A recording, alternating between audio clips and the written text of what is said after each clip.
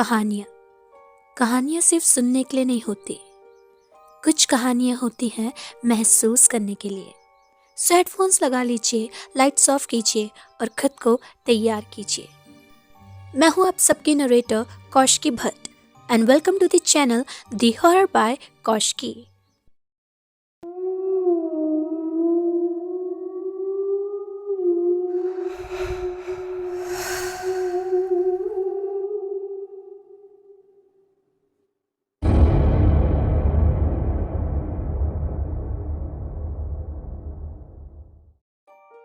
ये इंसिडेंट मेरे साथ तब हुआ था जब मैं 20 साल का था। मेरा कुछ एक साल पहले ही दिल्ली के कॉलेज में एडमिशन हुआ था। मैं एक मिडिल क्लास फैमिली से बिलोंग करता हूँ, सो मेरी फैमिली की फाइनेंशियल कंडीशन कुछ ठीक नहीं थी। मेरे पास हमेशा से ही किसी न किसी चीज़ के लिए पैसे कम पड़ जाते थे। सो मैंने डिसाइड किया कि कॉलेज तो मैं कर ही रहा हूँ, पर साथ साथ मैं पार्ट टाइम जॉब भी कर लेता हूँ। सो मैंने एक पार्ट टाइम जॉब भी ली, लेकिन उससे भी कोई खास फायदा नहीं होता था। उससे सिर्फ रहने का और खाने का खर्चा निकल जाता था। मेरे कॉलेज के सारे दोस्त हमेशा घूमते रहते थे, यहाँ वहाँ खाते पीते रहते थे, लेकिन जस्ट बिकॉज मेरे पास उतना पैसा नहीं था, तो मैं बस हर बार कोई ना कोई एक्सक्यूज दे देता था। लेकिन इसके बाद मैं इतना ज़्यादा फ्रस्ट्रेट और परेशान हो चुका था कि मैंने अपनी लाइफ का बहुत ही ज़्यादा वर्स्ट डिसीज़न ले लिया था, और उस चीज़ का नतीजा मैं आज भी भुगत रहा हूँ। एक दिन मेरे ही कॉलेज के एक दोस्त ने मुझे एक इंसान से मिलवाया। वो इंसान एक ब्रोकर था। वो आदमी लोगों से पैसे लेता था और 30 दिन के अंदर अंदर वो पैसों को डबल करके दे देता था। ऐसा मेरे दोस्त ने बताया था उसके बारे में। मैं उस इंसान से मिलता हूँ और उससे मिलने के बाद उसने मुझे गारंटी दी, और उसकी बातें इतनी ज़्यादा सच लग रही थी कि उसके आगे मुझे और कुछ भी नहीं दिख रहा था। उसने मुझे इस हद तक मैनिपुलेट कर दिया था कि मैंने एक जान पहचान के एक इंसान से 50,000 का कर्ज ले लिया, और वो सारे के सारे पैसे मैंने उस आदमी को दे दिए। बट उसके बाद फिर वही हुआ जो आप लोग सोच रहे हैं। वो इंसान मुझे फ्रॉड करके वो सारे के सारे पैसे लेकर भाग गया था। अब इसके बाद तो मानो मेरी सारी की सारी जिंदगी पलट चुकी थी। मैं हर वक्त यही सोचता था कि मैं अपना वो कर्ज चुकाऊंगा कैसे।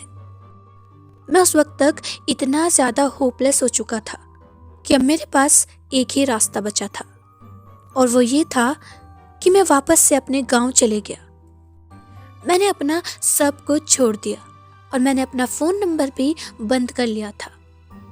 लेकिन देन एक दिन मैं अपने घर में टीवी देख रहा था। अचानक से वो टीवी फ्लिकर करने लगता है। मैं जैसे ही उस टीवी के पास गया, अचानक से टीवी पर एक बहुत तेज से ब्लास्ट हुआ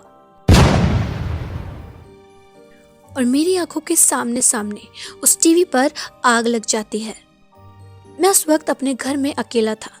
मैंने जल्दबाजी में उस टीवी पर पानी डाला, लेकिन जब तक मैं ऐसे करता मेरे पूरे रूम में धुआं हो चुका था। लेकिन देन अचानक से मेरी नज़र उस धुएं में खड़ी एक परछाई पर गई, और जिस सेकंड मैंने उस परछाई को देखा, मैं डर चुका था। मैंने बोला, कौन है? लेकिन मुझे कोई भी आंसर नहीं मिलता है। मैं उस धुएं के बीच में 2 आंखों को देख सकता था, और वो धीरे धीरे मेरी तरफ आ रही थी। मैं इस वक्त तक काफ़ी ज़्यादा डर चुका था। मैं जल्दी से उस रूम से निकलता हूँ और सीधा अपनी छत पर चला जाता हूँ। लेकिन वो जो भी शैडो थी, वो तो मानो मेरा पीछा छोड़ने को तैयार नहीं थी। वो धीरे धीरे मेरे पास आने लगती है, और फिर जैसे जैसे वो मेरे पास आ रही थी, मुझे उस शैडो का चेहरा विजिबल हुआ। वो जो चेहरा था वो एक बुजुर्ग इंसान का था। उस बुजुर्ग आदमी का वो चेहरा पूरा का पूरा सफ़ेद पड़ चुका था। उस बूढ़े आदमी की वो आंखें बहुत ज़्यादा लाल थी, जैसे मानो वो बहुत ही ज़्यादा गुस्से में हो, और वो अब धीरे धीरे मेरी तरफ आने लगता है। जैसे जैसे वो आदमी मेरी तरफ अपने कदम बढ़ा रहा था, वैसे वैसे मेरे पैर पीछे जा रहे थे। मेरा दिल अब बहुत जोर जोर से धड़क रहा था, लेकिन फिर मुझे पता ही नहीं चला कि कब मेरा पैर बहुत जोर से स्लिप होता है और मैं सीधा सीधा नीचे छत से गिर गया। जब मेरी आँख खुली तो मैं हॉस्पिटल में था, लेकिन मेरे दोनों पैर और मेरी बैकबोन टूट चुकी थी। मुझे डॉक्टर्स ने कहा कि अब मैं कभी भी नहीं चल पाऊंगा। ये सब सुनने के बाद मैं फूट फूट कर रोने लगता हूँ। मैंने अपनी माँ को कॉल किया और मेरी सिचुएशन जानने के बाद वो हॉस्पिटल में मुझसे मिलने आई।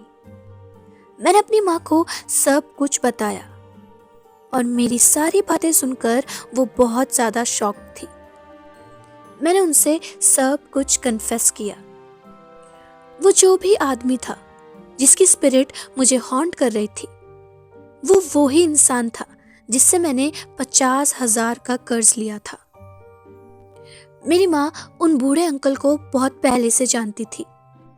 वो बूढ़े अंकल मुझे अपने पोते की तरह मानते थे, और बस इसीलिए जब मैंने उनसे हेल्प मांगी तो उन्होंने बिना किसी सेकंड गेस के मुझे पैसे दे दिए। लेकिन देन मेरी माँ ने मुझे बताया कि वो जो बूढ़े बुजुर्ग इंसान थे जिनसे मैंने 50,000 का कर्ज लिया था, उनकी डेथ हो चुकी है। मैं वहां से भाग चुका था और मेरे भाग जाने के बाद उनकी हालत बहुत ज़्यादा खराब हो चुकी थी। उन अंकल ने अपना इलाज तो करवा लिया था, लेकिन वो अपना रेंट नहीं दे सके, और बस इसी वजह से मकान मालिक ने उन्हें घर से निकाल दिया। और इसके बाद वो बुजुर्ग आदमी एक रात भी दिल्ली की ठंड को नहीं झेल पाया और उन्होंने फुटपाथ पर ही अपना दम तोड़ दिया। वो अब मर चुके थे। उनके आगे पीछे कोई भी नहीं था, इसलिए लोगों ने उनकी डेड बॉडी को लावारिस करार कर कर जला दिया।